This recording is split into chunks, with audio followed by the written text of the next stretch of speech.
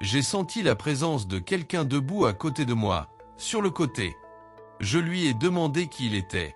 Il a répondu qu'il était un ancêtre. J'ai demandé s'il était mon grand-père. Il a répondu « Non, beaucoup plus âgé ». Pour une raison quelconque, j'ai demandé s'il était un Atlante. Il a répondu « Beaucoup plus âgé ». Il a expliqué qu'il faisait partie des premiers colons. J'ai demandé « Des colons de quoi ?»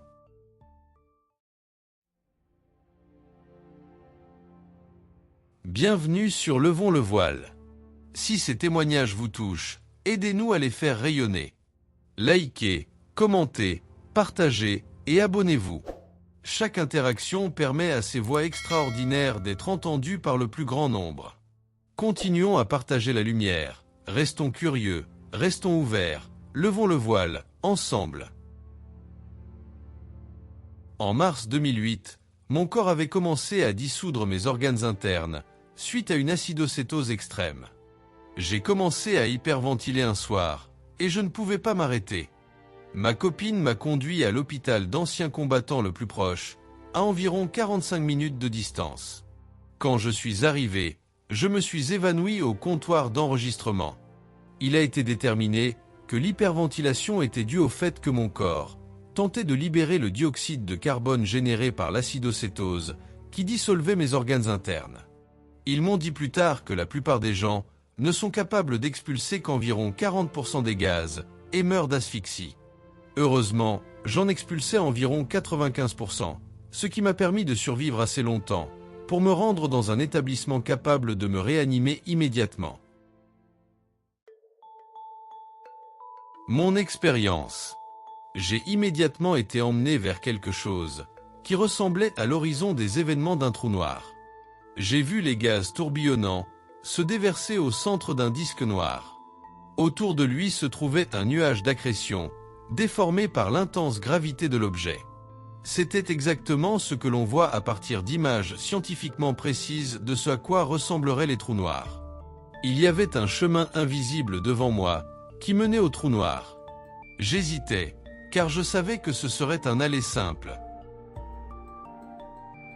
Pendant que je réfléchissais, j'ai soudain reçu une décharge de données dans mon cerveau. Toutes les connaissances de l'univers me devenaient accessibles.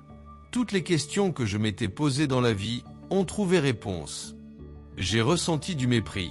Ensuite, je me suis senti en paix, et toute la colère que j'éprouvais dans la vie a disparu. J'étais vraiment heureux, et c'était merveilleux. Maintenant, j'étais prêt à aller là où ce chemin me mènerait. J'ai senti la présence de quelqu'un debout à côté de moi, sur le côté. Je lui ai demandé qui il était. Il a répondu qu'il était un ancêtre.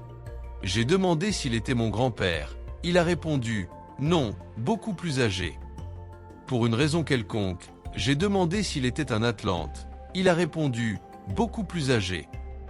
Il a expliqué qu'il faisait partie des premiers colons. J'ai demandé « Des colons de quoi ?» Il m'a dit « La Terre ». Je pouvais en quelque sorte l'apercevoir, aux côtés de mon champ de vue. Il portait un costume noir, comme un costume moulant, avec des plaques de métal recouvrant certaines parties. C'était de couleur brune, et les parties métalliques semblaient cuivrées. Il portait un casque, qui ressemblait presque à un crâne stylisé. J'ai demandé si je pouvais le voir. Il m'a dit que je n'avais pas encore atteint la pleine conscience. Il a dit que bien que nous soyons de la même espèce, il provenait d'une humanité qui évoluait sur un autre monde. Son apparence physique était différente et pouvait être un peu choquante. J'ai demandé ce qu'il faisait là. Il a répondu « Vous n'êtes pas censé rester ». Il avait été choisi pour me faire rentrer parce que je n'avais aucun lien émotionnel avec lui. Si j'avais vu un ancien parent de mes connaissances, j'aurais peut-être été enclin à rester. Il m'a prévenu que l'on s'affairait actuellement sur mon corps dans un établissement militaire. En gros, je leur avais cédé mon corps en acceptant des soins médicaux. Le gouvernement pouvait être enclin à utiliser mon cadavre pour des tests militaires. Il m'a prévenu qu'il existait des destins pires que la mort, et être maintenu en vie, contre ma volonté par des scientifiques expérimentant sur moi, en était un. N'avoir aucun droit sur ma vie, était un véritable cauchemar vivant. Il m'a prévenu que lorsque le moment viendrait pour moi de quitter la Terre, je devais le faire selon mes propres conditions. C'est après cet échange que je me suis réveillé dans mon corps, 2 semaines après ma mort temporaire. Il s'est avéré que les médecins avaient réussi à me réanimer et à me stabiliser par la suite. J'avais sombré dans le coma, et ma conscience avait disparu, même si mon cerveau n'était pas mort.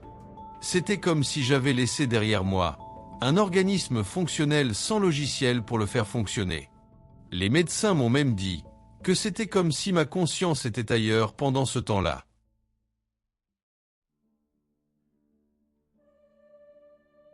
Ma vie, derrière le voile. Je me souviens de ce moment, comme si c'était hier. Pas parce que c'était dramatique, pas parce que c'était spectaculaire, mais parce que c'était absolument calme. Il n'y avait pas de lumière aveuglante, pas de tunnel, pas de sensations exagérées, ou de visions fantastiques comme on l'entend souvent dans les récits. Non, tout me paraissait étonnamment normal. Mon esprit était clair, ma conscience intacte. C'était simplement comme m'être réveillé ailleurs.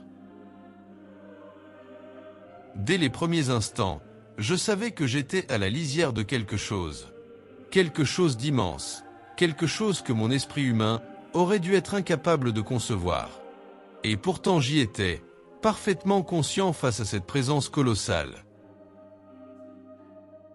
Je ne ressentais ni douleur, ni peur. En fait, je crois que c'est la première fois de ma vie où j'ai connu une paix aussi totale.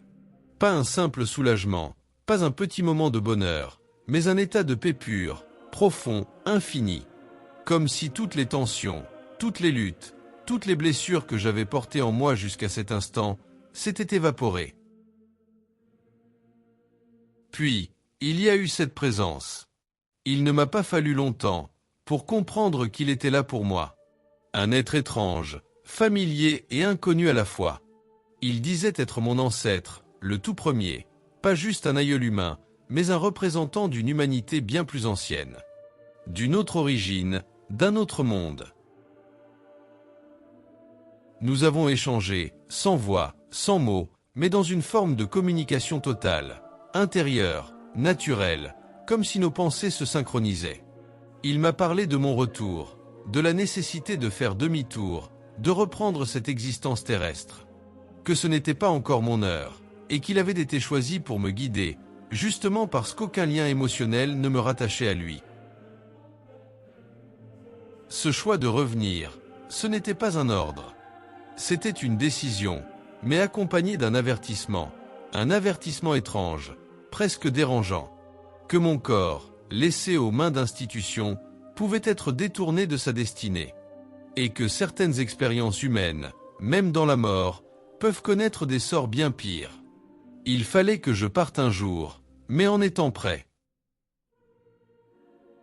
Et là, quelque chose a commencé à se télécharger en moi.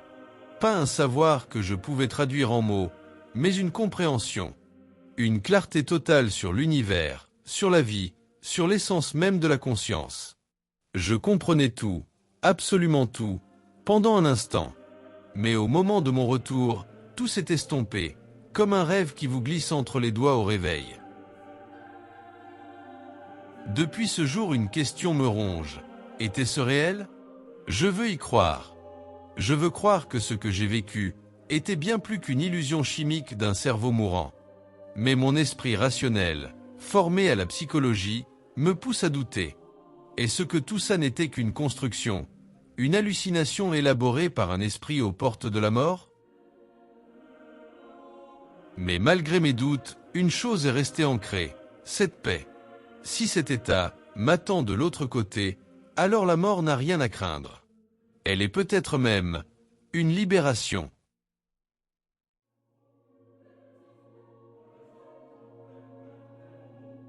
Merci d'avoir pris le temps d'écouter cette expérience de mort imminente.